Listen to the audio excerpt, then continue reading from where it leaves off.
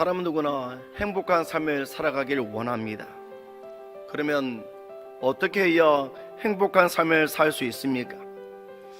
무엇보다 가장 중요한 것은 관계가 좋아야 합니다. 관계가 막히면 행복도 막힙니다.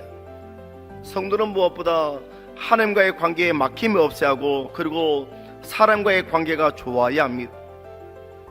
그러므로 우리가 행복한 삶을 살기 원한다면 나에게 하나님과의 관계, 그리고 사람과의 관계에서 막힌 것이 무엇인지 알고 그것을 풀어야 합니다. 노벨상을 수상한 콜롬비아의 작가 가브리엘 마르케스의 소설 콜레라 시대의 사랑에 보면 결혼 생활에 실패한 어느 부부의 이야기가 나옵니다.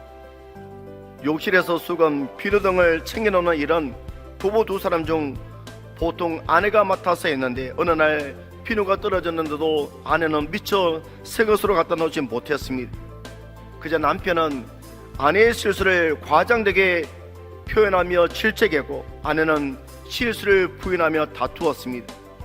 그 뒤 부부는 7개월간 각방을 사용했고 식사 때조차도 말조차 하지 않았다고 합니다. 대부분의 다툼의 시작은 인류 평화나 남북 통일 같은 대단하거나 중요한 문제가 아니라 비누 한 장 같은 사소한 일로 다투게 됩니다. 그때마다 미안하다, 인정하고 용서를 구하는 말 한마디가 없기 때문에 다투고 상처받고 그 상처를 품고 살아갑니다. 여러분, 우리가 왜 용서해야 합니까? 그것은 내가 용서받았기 때문입니다. 우리는 하나님께로부터 용서를 받았습니다. 예수님께서 왜 이 땅에 오셨습니까? 왜 높은 하늘 보좌를 버리시고 낮고 천한 인간의 육신을 입고 이 땅에 오셨습니까? 우리를 용서하기 위해서입니다. 우리가 어떻게 하나님의 자녀가 되었습니까? 어떻게 천국 백성이 될 수 있었습니까? 모두 하나님께서 용서하시기 때문입니다. 그래서 오늘 하나님께서 사도 바울을 통해 말씀하셨습니다. 서로 친절하게 하며 불쌍히 여기며 서로 용서하기를 하나님이 그리스도 안에서 너희를 용서하심과 같이 하라. 운전할 때 느끼는 재미있는 사실이었는데, 대부분의 사람들이 핸들만 잡으면 달라집니다. 내가 끼어들 때는 저마다 이유가 있습니다. 그런데 내 앞에 다른 사람이 끼어들면 어떻게 합니까? 사람이 양심이 있어야지. 어딜 감히 끼어들어. 온갖 육두문자가 나갑니다.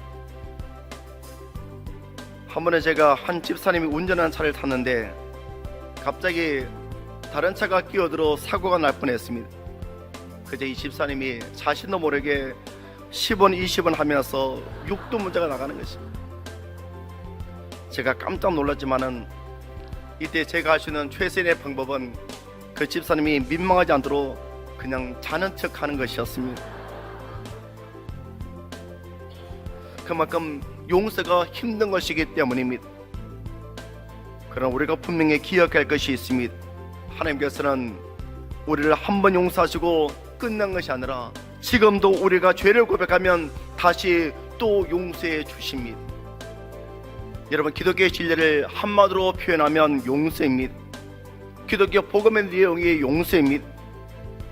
예수님께서 지신 십자가는 죄에 대한 하나님의 심판이지만 인간에 대해서는 용서를 나타냅니다. 그러므로 십자가의 은혜를 깨달은 사람은 용서가 무엇인지 깨닫게 됩니다. 그렇다면 왜 우리가 용서해야 합니까? 용서하지 않으면 최대의 피해자가 바로 우리 자신이기 때문입니다. 내가 그를 용서해 주기 전까지 내가 자유롭지 못합니다. 그러나 우리가 분명히 기억할 것이 있습니다. 여러분, 우리가 고통의 문제를 해결하기 위해 자신이 받은 상처를 치료해야 한다는 인식을 가지는 순간, 상처를 치료하기 위해 상처를 준 사람을 용서하겠다고 결심하는 순간 하나님께서 성령으로 우리에게 은혜를 베풀어 주십니다. 상처로부터 자유케 하고 하나님께서 주시는 모든 은혜를 풍성히 누리게 하십니다. 그래서 우리 모두가 용서를 통해 무너진 관계가 회복되고 하나님께서 주시는 행복을 누리며 살아갈 수 있는 믿음의 삶들 되시기를 간절히 축원합니다.